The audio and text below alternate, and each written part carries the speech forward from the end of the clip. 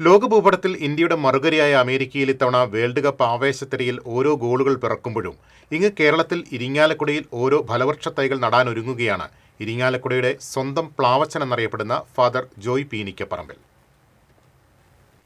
ഡെനൻ red Jack fruit എന്ന ഇനം ചുവന്ന ചുളയുള്ള ചക്കയുണ്ടാകുന്ന പ്ലാവിന്റെ തൈകൾ 1000 എണ്ണവും കൊളംബുമാവിന്റെ തൈകൾ 1000 എണ്ണവും ഫാദർ ജോയ് ക്രൈസ്റ്റ് ആശ്രമ ദേവാലയ പരിസരത്തായി ലോകകപ്പ് കളിക്കുന്ന വിവിധ രാജ്യങ്ങളുടെ പതാകകൾ സഹിതം ഒരുക്കിക്കഴിഞ്ഞു. 2010 ലോകകപ്പ് മുതൽ ആരംഭിച്ചതാണ് ഫാദർ ജോയ് പീനിക്കപ്പറമ്പിലിന്റെ നേതൃത്വത്തിലുള്ള ഒരു ഗോൾ ഒരു മരം പദ്ധതി. ഫുട്ബോൾ ലോകകപ്പ് നടക്കുമ്പോൾ കോടിക്കണക്കിന് രൂപ ഫ്ലക്സ് അടിക്കാനായി ചിലവിടുമ്പോൾ കായിക അധ്യാപകൻ കൂടിയായ ഫാദർ ജോയ് മാറി ചിന്തിക്കുകയായിരുന്നു. ഗോളടിക്കുന്ന കളിക്കാരുടെ പേരിൽ ഓരോ മരങ്ങൾ നടുക എന്ന പദ്ധതിക്കാണ് അദ്ദേഹം രൂപം നൽകിയത്. ദക്ഷിണാഫ്രിക്കയിൽ നടന്ന ലോകകപ്പിൽ 146 ഗോളുകൾ പിറന്നപ്പോൾ ഒരു ഗോളിന് 10 മരം എന്ന നിലയിൽ 1500ഓളം മരങ്ങളാണ് ഇരിങ്ങാലക്കുടയിലെ NSS NCC സംഘടനകളുടെ ആഭിമുഖ്യത്തിൽ അദ്ദേഹം വെച്ചത്.